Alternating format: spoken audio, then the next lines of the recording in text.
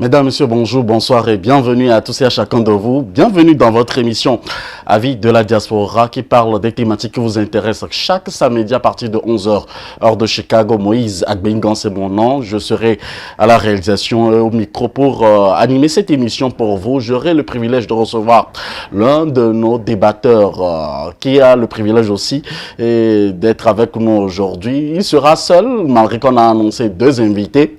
Il sera seul puisque les empêchements à la dernière minute se sont survenus au niveau donc du second invité. Merci de votre fidélité sans cesse renouvelée à votre chaîne préférée Afro Web TV. Vous pouvez donc contribuer à cette émission que vous suivez sur le www.afrowebtv.com/live sur le plus 1 319 462 89 79. Je rappelle donc le numéro plus 1 319 462 89 79. Un sujet était donc prévu pour cette émission. On aura parlé de au tréfonds, aller au tréfonds de tous les sujets et de ce sujet que vous concernez, qui concerne bien entendu donc le Congo, mais bien avant, puisque l'actualité oblige, on ira au Burkina Faso pour parler donc de cette thématique de la dissolution du gouvernement. Mais bien entendu, avant de commencer et d'entamer cette émission, chers amis téléspectateurs, je vous prierai donc de partager massivement cette émission que vous suivez en live sur notre chaîne YouTube, nécessairement sur nos réseaux sociaux également. Nous avons le privilège de recevoir monsieur le professeur Pini Pini, qui est consultant politique enseignant d'université de nationalité congolaise et de nationalité africaine. Il est panafricain, il est écrivain aussi. Il nous en parlera de long en large en corrélation avec les sujets que nous avons aujourd'hui. Bien avant, bonjour professeur, comment allez-vous? Bonjour, cher Moïse, bonjour, chers amis téléspectateurs, partout où vous nous suivez. Je suis vraiment, je vous remercie pour l'invitation et je suis heureux d'être là en votre compagnie, en compagnie de tous nos téléspectateurs. Je me porte bien et je suis content de participer à cette émission pour édifier nos frères et sœurs qui nous suivent de par le monde. Merci infiniment d'avoir accepté notre invitation, professeur Pini Pini. Alors, chers amis, vous serez donc le second panéliste où, si vous comprenez bien, donc la ligne sera ouverte à tout un chacun de vous sur le plus 1 319 462 89 79 dans un instant à l'autre. Nous entamons donc cette première partie de notre émission avec le professeur Pini Pini pour parler donc de l'un des pays de l'AES. Bien entendu, auparavant c'était le Mali et aujourd'hui, disons hier tout simplement c'était le Burkina Faso où on a entendu parler donc de la dissolution du gouvernement. Alors le président du Burkina Faso qui est le capitaine Ibrahim Traoré a annoncé la fin des mandats de son premier ministre Apollinaire Joachim Kélim de Tambela ainsi que les autres membres du gouvernement d'après un décret présidentiel. Les ministres en fonction sont chargés de continuer à assumer leurs responsabilités jusqu'à la formation d'un nouveau gouvernement. Aucun détail n'a été communiqué sur sur les raisons de cette décision. Première analyse que vous faites, professeur Pinipili. Ben, il faut dire comme tout le monde, je suis surpris par cette décision parce qu'il n'y avait rien qui présageait qu'il y aurait une décision semblable, que le gouvernement allait être dissous et surtout que le Premier ministre allait aussi être limogé. C'est quand même un peu surprenant comme décision. C'est arrivé après même qu'il y ait eu un conseil des ministres la veille. Donc c'est avec des décisions aussi importantes qui ont été prises dans ce conseil des ministres. Et le lendemain, voilà, il y a cette décision-là qui tombe sans qu'il y ait eu des signes qui pouvaient annoncer une telle situation. Mais certainement que le président de la République, qui a la situation du pays en main, il a ses raisons et il sait effectivement pourquoi il prend une telle décision aussi grave et qui a un impact certainement aussi considérable sur le pays et sur l'AES en général. Donc je dis que c'est une décision certainement mûrie, mais qui est quand même assez grave, vu les circonstances dans lesquelles se déploie le pays, le Burkina Faso, au sein des pays de l'AES. Donc voilà ce que je peux dire en entame de l'émission comme impression, pour ne pas dire sentiment, plutôt comme une simple impression, une impression qu'on peut se dégager après avoir entendu le décret qui a été lu à la télévision hier soir. Alors, professeur, je le disais dans mon introduction à l'attente de cette émission, autrefois c'était le Mali, et aujourd'hui, disons, c'est le cas maintenant du Burkina Faso. Est-ce que cela présage un autre cas du côté du Niger? Quand on prend par exemple le cas des pays de l'AES. Je ne pense pas qu'on peut dire que c'est un complot des militaires. Allô? Oui, professeur, on vous suit, vous êtes en direct. Excusez-moi. Yeah. Je ne pense pas qu'on peut dire que c'est un complot des militaires contre les civils dans les deux cas. Parce que dans le cas du Mali, il y avait des signes avant-coureurs. Je crois que ça a été suffisamment commenté. Mais dans ce cas ici, ce n'est pas, je disais que ce n'est pas du tout, il n'y a pas eu de signes avant-coureurs, qu'il a semblé avoir une entente parfaite entre le président et son premier ministre. Le premier ministre semblait être le plus loyal envers le président. Donc, je ne pense pas que ce soit une affaire d'hommes, comme on a peut-être pu le voir au niveau du Mali. Ici, ça devait, je crois, peut-être une affaire technique, parce que les défis et les défis sécuritaires, en fait, pour le Burkina. Donc, le président Traoré l'a dit à plus d'une fois, il y a les défis sécuritaires, mais lui, ces derniers temps, il a lié ces défis sécuritaires aux défis de développement pour la population. Parce qu'il a dit qu'il faut que les deux, c'est comme les deux faces de la monnaie, et il faudra qu'il y ait les deux pour que le Burkina puisse effectivement se relever. Mais la sécurité étant d'abord essentielle, il est important peut-être de resserrer un peu ce côté-là, parce qu'on a vu, enfin moi c'est ce que j'observe, que le président lui-même est obligé parfois d'aller au front. Donc cela veut dire qu'il y a quand même il y a une lacune de ce côté-là. Si le président doit se déplacer, abandonner un peu les affaires du pays pour aller au front, être avec les militaires pour combattre les terroristes. Donc, il faudrait peut-être, je pense qu'il y a une organisation qui prévaut de ce côté-là et qui peut-être a amené cette décision du président dans l'intention de réorganiser en général la structure du gouvernement pour qu'il y ait une action plus efficace vis-à-vis des terroristes qui ensanglantent les pays. Je ne pense pas que le Premier ministre aurait démérité, mais s'il devrait quitter, je pense que ce sera le cas. Pour ma part, ça serait plutôt de ce côté-là qu'il faudrait voir ça, du côté de la réorganisation de l'action gouvernementale pour en finir avec, les attaques djihadistes, pardon, terroristes, même si on ne va pas mettre fin à la terreur en tant que telle, parce que la terreur dans nos pays, ben, elle vient même, c'est une composante qui vient avec la colonisation, elle-même pas de la colonisation, est terrifiante. Elle est une terreur et elle a laissé la terreur. C'est peut-être, on peut dire, c'est le legs que la colonisation a laissé aux pays africains. Et ça va être très difficile que nous puissions en mettre fin rapide comme ça. Ça va demander du temps. Mais heureusement que maintenant qu'il y a cette prise de conscience au niveau de l'AS pour trouver des voies et moyens, des méthodes pour y mettre fin.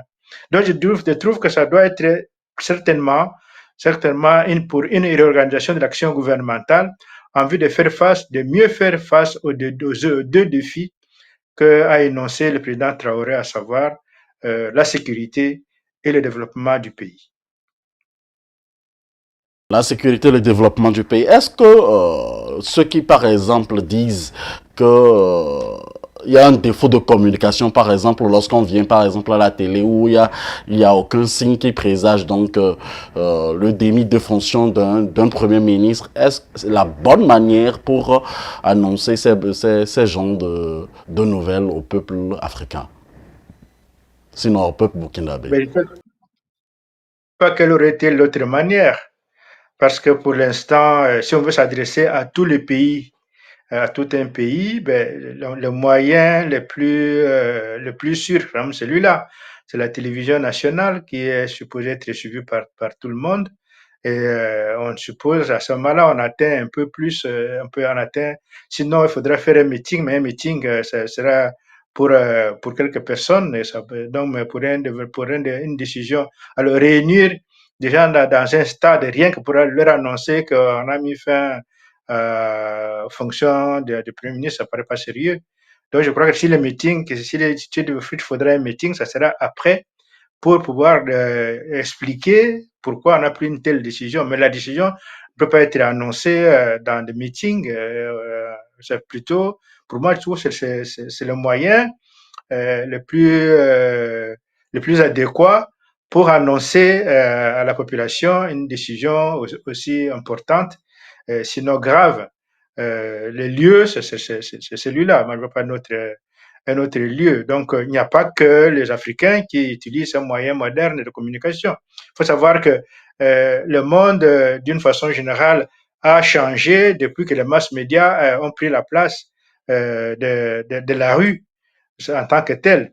Parce que maintenant, on ne doit plus aller crier dans la rue, mais on passe par les mass médias donc pour atteindre la population. Donc, ce sont des moyens tout à fait modernes que tout le monde utilise, n'importe quel pays aujourd'hui, que ce soit même que ce soit la Chine, que ce soit l'Inde, que ce soit la Russie ou les États-Unis d'Amérique, ben, c'est toujours par les mass médias que les choses se passent, que les décisions aussi importantes sont prises, sont annoncées.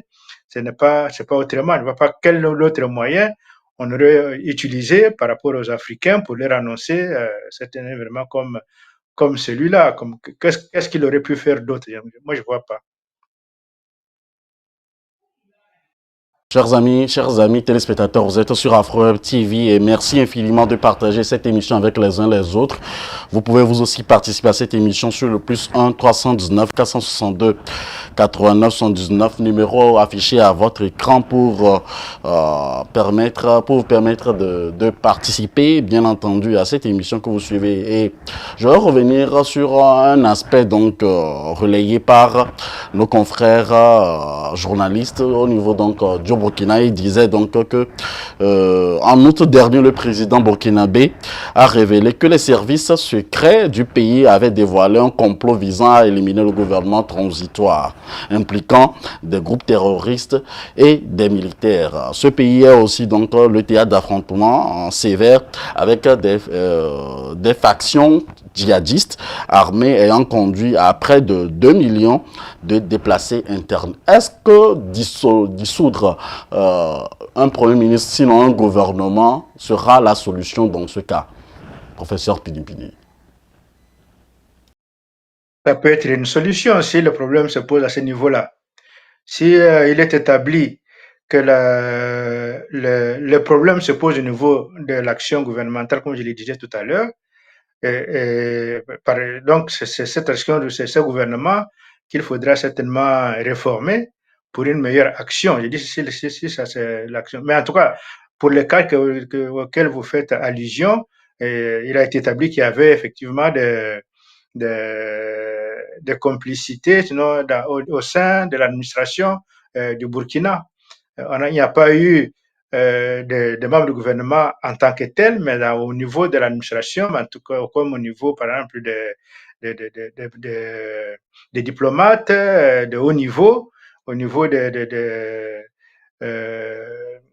de, des membres, disons, de l'armée, au niveau des officiers aussi de haut niveau, il y a eu de complicité. Donc, il y avait effectivement matière à réflexion, certainement qu'il a beaucoup réfléchi par rapport à ça, et que peut-être que le gouvernement, ça ne sera pas, il n'y aura pas que ça, c'est peut-être pas là qu'il commence, mais la suite, il y aura certainement une autre purge ailleurs, dans l'armée, certainement, mais également peut-être dans l'administration aussi, parce que je crois que les trois corps là sont impliqués dans cette situation de déstabilisation que connaît le Burkina et qui peut toucher même jusqu'au cœur du pouvoir, parce que dans la dernière tentative, c'est vraiment le président lui-même qui était visé. Et donc, vous voyez, c'est très grave. Dans ce cas-là, il faut quand même pas blaguer, jouer avec ça. On joue avec la vie de toute une nation. Il faut là prendre des mesures sérieuses et des mesures concrètes, des mesures sévères qui vont essayer d'atténuer, pas d'atténuer, mais en fait de mettre fin à cette situation d'instabilité permanente. Je crois que ça c'est ce que tous les Burkina, nos frères de Burkina, ils attendent. Ils veulent que leur pays soit stabilisé. Et surtout si l'action actuelle que mène le président du Burkina, le président Traoré, vise cela, mais ça ne peut être ne peut être que la bienvenue. À partir de cet instant, la ligne est ouverte à ceux qui veulent participer à cette émission. Quels pourront être les enjeux ou sinon les défis du nouveau gouvernement qui sera mis en place dans quelques jours? Professeur Pinpini. Ben, c'est les deux défis donc, que le président Traoré a très bien défini depuis longtemps, à savoir la sécurité et le développement. Mais je crois qu'on peut dire le troisième, c'est la cohésion de l'AES, parce que ça c'est très important. Maintenant, il y a des échéances très importantes, notamment la monnaie CFA qui devra être remplacée, mais également on devra tendre vers une fédération de nos trois États. Ils doivent devenir une fédération. Donc, ce sont des défis importants. Par rapport à ces défis, donc, je veux dire, pour moi, il y aurait donc ces trois défis-là, la sécurité, le développement en ce qui concerne le Burkina comme tel, mais également la cohésion et la consolidation de l'action au niveau de l'AS impliquant les deux points que je viens d'indiquer. Donc, cela veut dire que maintenant, donc, l'action du gouvernement à venir sera certainement celle-là, c'est une action, elle devrait être un gouvernement encore plus engagé qu'il ne l'a été jusqu'ici, parce que je ne connais pas tous les membres du gouvernement passé, mais il y a eu peut-être là-dedans, dans ce gouvernement, des gens qui n'étaient pas très efficaces et qu'il faille maintenant certainement remplacer pour un peu plus d'efficacité. Il faut savoir que, faudrait dire, pour revenir par rapport au cas du Mali, ce n'était pas comme ça. Le Mali, là, le gouvernement est presque resté en place. Le Premier ministre qui a été mis de côté, mais le gouvernement qu'il menait est resté en place. Et si je pense que ça ne sera pas le cas, à moins que je me trompe, ça va être certainement un autre gouvernement plus serré avec un programme d'action plus dynamique pour arriver à des résultats. Il y a déjà des résultats qui sont déjà tombés. Je crois pour moi, le plus grand résultat auquel est arrivé ce gouvernement, c'est d'avoir mobilisé euh, financièrement, d'avoir mobilisé la population du Burkina pour qu'elle puisse participer financièrement à la reconstruction de son pays. Le Burkina ne s'est pas tourné vers, vers les organismes internationaux pour aller emprunter de l'argent ou lever des fonds, mais le Burkina, le gouvernement du Burkina s'est adressé à la population du Burkina pour qu'elle puisse financer aussi bien le recouvrement de la sécurité que le développement. Et je crois que là c'est à féliciter. Mais maintenant, ça sera pour consolider cela.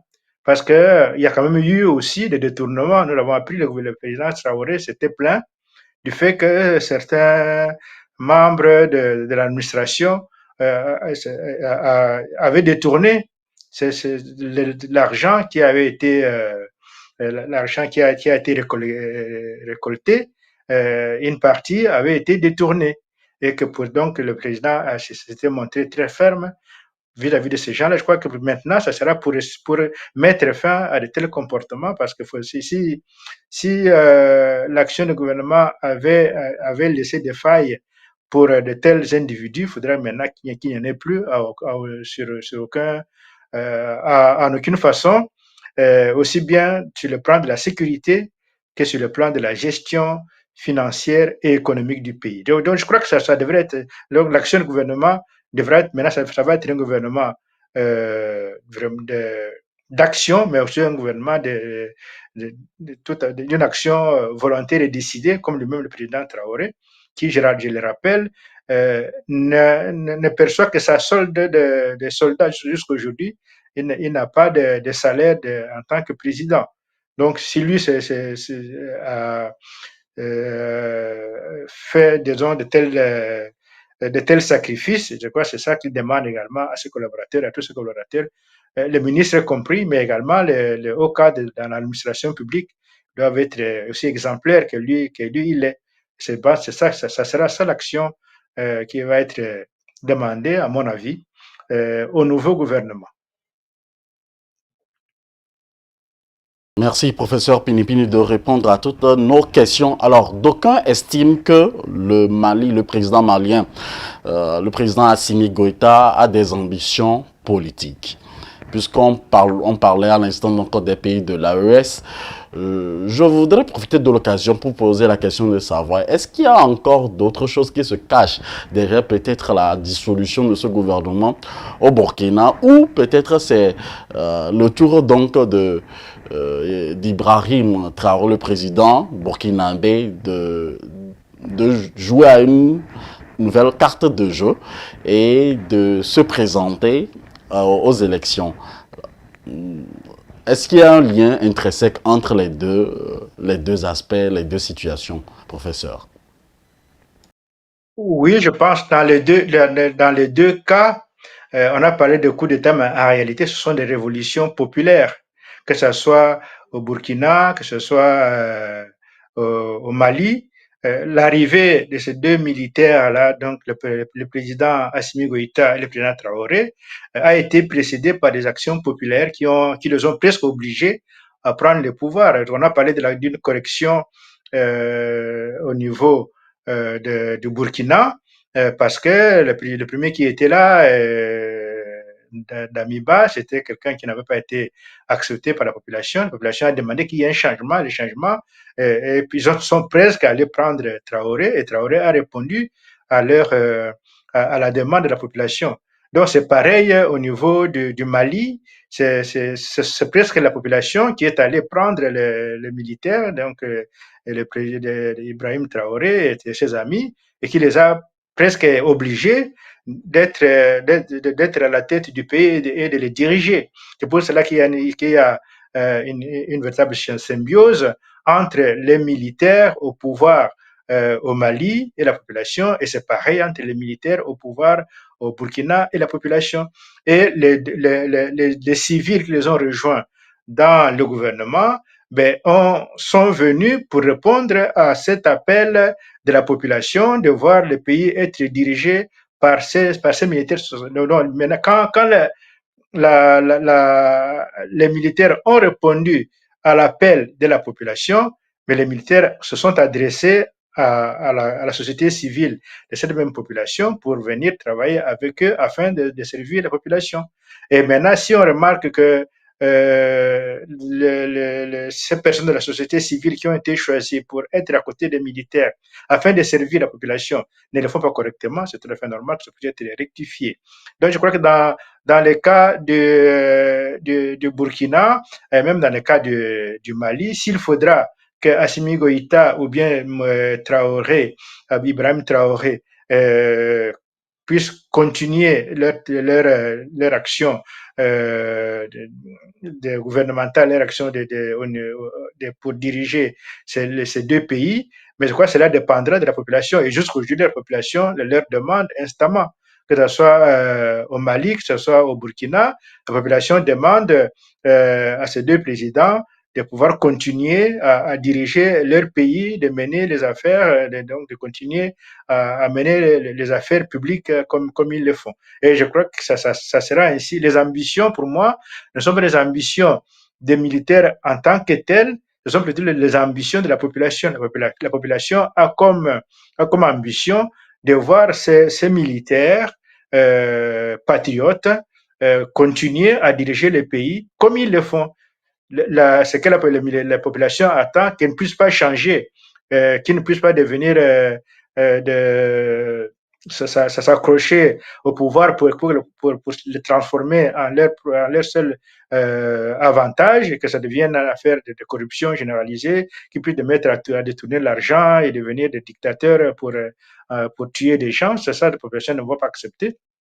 Par contre, ce que la population demande, c'est qu'ils puissent être là et continuer avec l'action, la feuille de route telle qu'elle leur a donné, à savoir le recouvrement de l'intégrité territoriale de ces deux pays, la sécurisation du pays et assurer un développement endogène qui va faire que ces deux pays vont retrouver, je crois avec le Niger également, vont retrouver les phases qui étaient les leurs avant, disons, avant la colonisation, pour ainsi dire. Parce que l'ambition des populations africaines, c'est toujours de retrouver les pays que leurs ancêtres leur ont laissés avant que n'arrive la parenthèse, la terrible parenthèse coloniale européenne qui est venue mettre tout le bordel dans nos pays.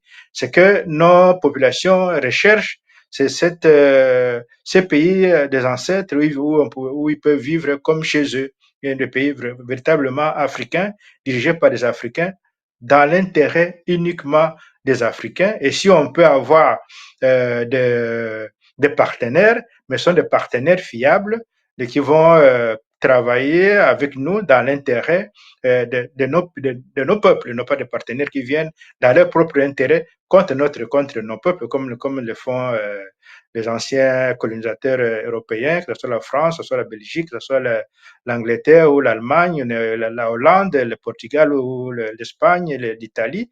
Tous ces pays-là, pour eux, c'est d'abord eux. Les Africains ne comptent pas dans leurs yeux. Hein. C'est plutôt eux-mêmes. Tous les accords qu'ils ont signés, qu'on est en train de dénoncer maintenant, mais c'est des accords qui étaient vraiment à leur avantage uniquement. Il n'y avait rien pour le peuple africain. Sinon, la mort qui leur était offerte comme issue de la vie et puis issue imminente pour tout le monde. Donc, rapidement, il fallait quitter cette terre et leur laisser le plein exercice de la jouissance économique de notre travail à nous. C'est nous qui travaillons et c'est eux qui devaient vivre tranquillement avec notre effort de travail. Maintenant, je crois que ce qu'on est en train de demander, ce que la population demande à ses dirigeants de l'AS, donc il y a tous les dirigeants africains en général qui devront rejoindre l'AS pour être en adéquation avec leur peuple, c'est qu'ils puissent maintenant être à 100% pour leur peuple, comme le fait le président Ibrahim Traoré, qui renonce aux avantages présidentiels pour le bien de son peuple. Cet homme-là, il ne reçoit que sa solde des militaires. Je ne pense pas qu'il ment, parce que on voit bien qu'elle vit, il ne mène pas une vie luxueuse. C'est pas quelqu'un qui est tout le temps dans des avions avec des escortes, avec ces six-là. C'est quelqu'un qui vit certainement modestement, mais qui est là, qui travaille jour et nuit pour le peuple du Burkina. Et c'est pour cela que toute l'Afrique l'apprécie et l'aime beaucoup. Il n'y a pas qu'au Burkina qu'on aime le président Traoré, c'est toute l'Afrique qui l'aime beaucoup pour cette action qu'il mène, pour son idéal de vie et pour ce qu'il imprime, cet idéal qu'il imprime à son peuple et à tout le peuple africain. Donc l'Afrique lui est redevable, l'Afrique le remercie, le Burkina également le remercie pour ce travail qu'il est en train de faire. Je crois qu'Assimi Goïta fait aussi la même chose. Et moi, je leur recommande de rester sur cette position-là et de ne pas changer, de ne pas s'embourgeoiser, parce qu'on sait que le pouvoir corrompt, donc ne doit pas être corrompu. Professeur Pinipi, nous sommes arrivés à la fin de cette première partie. J'allais vous demander si vous étiez donc un conseiller du président Ibrahim Traoré. Vous êtes panafricain, vous êtes écrivain, vous avez écrit beaucoup de choses déjà. Alors dites-nous, quel conseil pouvez-vous donner à notre président Ibrahim Traoré et aussi aux autres présidents qui veulent suivre leur pas? Ben, comme je viens de dire, je voudrais lui demander de persévérer sur cette voie qu'il s'est tracée et qu'il suit. celle d'être en adéquation avec son peuple, d'être au service du peuple, parce que l'Afrique a beaucoup trop souffert, le peuple africain a beaucoup trop souffert des dirigeants qui étaient là contre lui, comme les coloniaux et comme ceux que les coloniaux ont placés depuis qu'ils sont partis depuis les années 60. Ils ont placé à la tête de nos pays des gens qui leur ressemblaient, des gens qui étaient toujours contre notre peuple africain. Mais maintenant, ceux-ci qui arrivent, donc le président Traoré, ils viennent, ils sont là pour le peuple. Pour moi, je l'encourage. Donc, mon conseil est qu'il puisse demeurer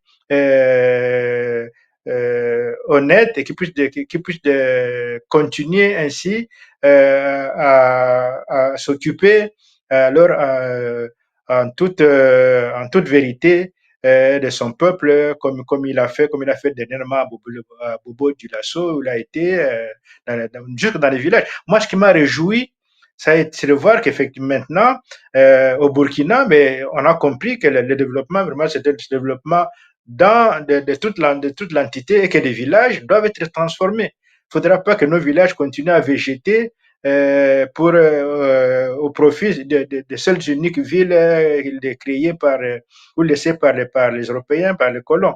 Maintenant, il faut que nos villages puissent vivre, et c'est ce que nous voyons. Moi, vraiment, je lui demande cela, de continuer avec cette politique de la révalorisation de nos villages. Et le deuxième conseil que je voudrais demander, ce que j'attends, c'est vraiment comme il s'adresse tout le temps à son peuple, mais de le faire maintenant en langue mossi et en djoula, de laisser le français. Parce que nous ne pouvons pas continuer à vouloir gérer l'Afrique avec des instruments, des outils culturels étrangers. Donc, il faudra que maintenant que le président